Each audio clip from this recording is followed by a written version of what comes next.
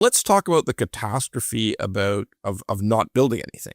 So we had and we're going to come to the Carney government signature program in a second, because that is tomfoolery if there ever was one. But anyway, so we now, CMHC's acknowledged that there will be fewer homes built this year than last year. Yeah. Fewer dwellings in Canada will be built. And it's CMHC's opinion there will be even fewer dwellings built next year in 2027. Yeah. Which is like the polar opposite of everything we've been told by 11 years of Liberal government. So next interesting little point is, when you dig into CMHC's numbers, which are constantly declining and will be declining, you discover that there's actually very few houses to buy in that mix. Like because what everybody's got to realize is that condos weren't meant for owner-occupiers. They weren't being bought by people who are going to live in them, particularly not the dog crates. Yeah. They were being built as rentals. And as when that came to an end, when that whole thing collapsed in British Columbia and Ontario, then that was the rise of purpose-built rentals, which is also a federal program. Yes. Now, none of us are mad at the federal program. We're not angry at it, but we've got to stop and think for a second. It's exploded in some regions of the country. Like it's in the city of Kelowna, they're going to add the CMHC rental program is going to add 30% of additional rental stock to Kelowna than they ever had. So it's like a massive increase. And that's going to happen in the next 2 years. Yeah. So you might say, well, that's good. Kelowna's going to have a lot of rentals. Well, they also had a lot of condos completing that nobody's buying. And they had a bunch of rentals before. And the population of British Columbia and the population of Ontario is shrinking. So we're now so you think about how crazy this is. We're growing rental stock at a very brisk pace. Yeah. We have still some condos finishing that nobody wants. And the construction of low-rise homes is at the lowest point in the history of our country. Yep. Those are homes to buy. Yeah. So the reality is that homes for young people to buy are an endangered species. Yeah, they are. Yeah. And nobody talks about it. So and the Carney government's answer to that is build Canada Homes, because you got to invent a whole new agency, because it's not good enough to have CMHC where you got a whole bunch of people who are already there running an agency and so you got it. That's one of the things the Carney government likes a lot, is the invention of new agencies, right? Like they do it all the time. Absolutely. It's a thing. Okay. So build Canada Homes. Now we know they've built, they have very few starts. Like it's been over a year. It's just the anniversary is a year now. Yeah. Okay. Yeah. They have very few starts, but what they're building is, again, just rental and social housing. So this is what I really want to get. Non-market housing. Yeah. So this is what this signature program of the Prime Minister's is: only housing you could never buy. Yep. That's it. And the modular home stuff is just all nonsense, because we don't have a modular home industry here. And you know what the funny part is, Scott? We obviously have a pretty good development industry here. We do. Because when you give them a chance, they can throw these condos up. Like, if you can finally get them out of the approval point, these condos get built quick. So the reality is this: when you look at the real constraints, and I'll go right back to the Housing Accelerator Fund, and even before that with the Trudeau government's national housing strategy, when you go back to the root cause of the problem, the leading edge of this problem, the tip of the spear, it starts at the local level. Yep. And I'll be the first to acknowledge that the property tax system is paying for things it was never envisioned to pay for. That's a problem that was created by federal and provincial governments downloading stuff. And when they realized that they expanded their governments too much to try to be the nanny state and couldn't pay for it anymore. The genesis of the crisis we are living today actually started with Pierre Elliott Trudeau. Yeah. There was something called the MERB program. Was the I remember MERBs. Multi-unit residential. You and I knew it. We're the only two people in Ontario who know about this. There's more than you and I. But there's a small few. But it was a tax program that the federal government had that encouraged private sector investment in purpose-built rentals. Correct. Pierre Elliott Trudeau believed that they were just making big developers rich, and they should get into the business, and the government should build homes. So they canceled the MERB program and said, we're going to build the homes. A couple of years later, economic downturn, the oil crisis, and all of a sudden There's no more money. So the first thing they cut was something that you could kick down the road, investment in building new homes. And so the federal government, starting with Trudeau, next with Mulroney, and finally with Critic, gradually got out of the business of investing in any kind of social or supportive housing at all. That's correct. They completely got out. Zero. It was zero. And it was, and frankly, after Pierre Elliott Trudeau, the Mulroney government and then the Critic government had to do a lot of heavy lifting to save us from bankrupting this country. Yeah.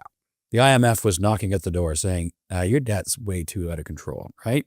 And so what happened then was lots of downloads. They stopped transferring money to provinces. The provinces downloaded municipalities. I lived those days. Massive 15 to 20% property tax increases to try to cover the new programs that municipalities were required to pay for. That's the history. Now you fast forward to today, and the federal government looks at things and says, we got to speed up building. We got to speed up building. So we're going to create a new agency to get around the existing agencies because the existing agencies are apparently too slow. And they come up with programs to incentivize the municipalities to speed up their process, but they give them the money before they speed up the process. And so it's like you say, it's all carrot, no stick. And then at the federal level, I kind of thought during the election campaign, maybe Mark Carney kind of understood this issue because he was saying the right things. He was talking the right language. And then you fast forward and he spent literally the last year, instead of getting more homes built faster and leveraging municipalities to get the cost down and the approvals process faster, instead of incentivizing the private sector to build what we need, he spent a year building the third federal Crown Corporation for housing. Yeah, because it's not just CMHC, it's also Land Canada. Yeah, so the first one was what was called originally the Central Mortgage and Housing Corporation, which is the agency that actually solved the housing crisis before in our history. Yep. It's there. They did it. They did it in 10 years. It was amazing. Mm-hmm. Eventually, it changed to be more just a research agency that insured mortgages. Yep.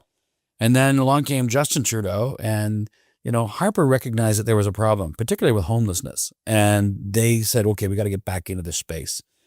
Housing first is what they came up with. And then the Trudeau government came along and they said, oh my goodness, we got to spend a bunch of money on this. So they came up with the National Housing Strategy. And they gave it all to the CMHC. Said, here you go, you deliver this multi-billion-dollar program. Mm-hmm. CMHC, didn't have that kind of skill set anymore. They didn't do that kind of thing anymore. But they scaled up, they got going on it and, started to do a pretty good job of it, actually. They were starting to get the hang of it within the context of what they were given.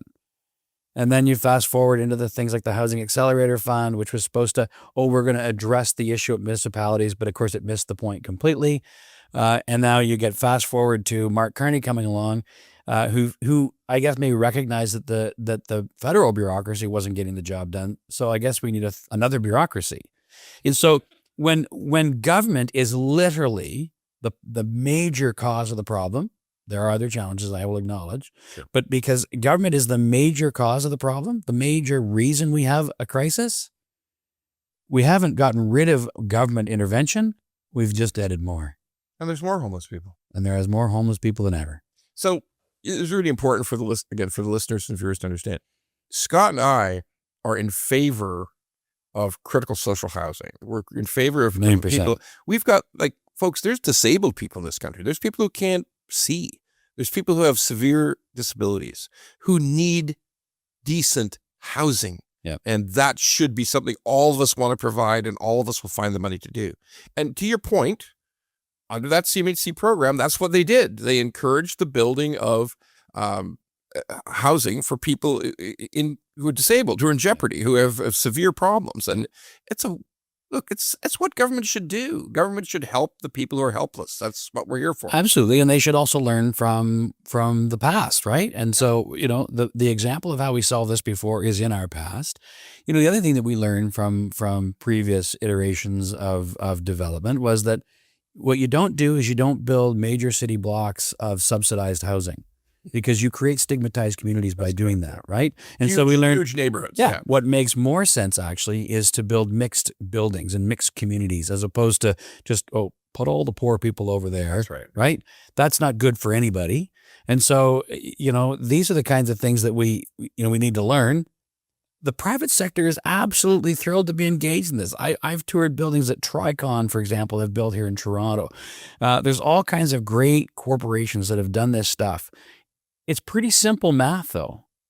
Like, you add up the cost of the land, the building, all the pieces you got to go through to get the building built. And then you know what the cost of each unit's going to be, whether you rent it or whether you sell them, right? So if the federal government and the provincial government, the city governments can reduce that cost burden, let's say they throw in some land. Let's say they can come back with CMHC financing that's cheaper than you can get anywhere else. Well, now you've got free dirt, you got really competitive financing, and maybe a contribution towards the cost of some particularly low market units or low priced units in your building. Well, now you've got a product that adds up and you can build it, right? Incentivize the private sector. The advantage of doing it that way is you create these beautiful communities, mixed communities where everybody lives together, but it's also a private building. It's now paying municipal property taxes to the city that needs those taxes, as opposed to some government-run thing that pays no property taxes, that is left to decay and decline because it's easy to cut budgets on maintenance. But private folks don't do that, right? Yeah, because let's face it, the city of Toronto is well known as the biggest slumlord in Toronto. Okay, their housing, the housing they operate, is under constant fire by the people who live there. Yeah.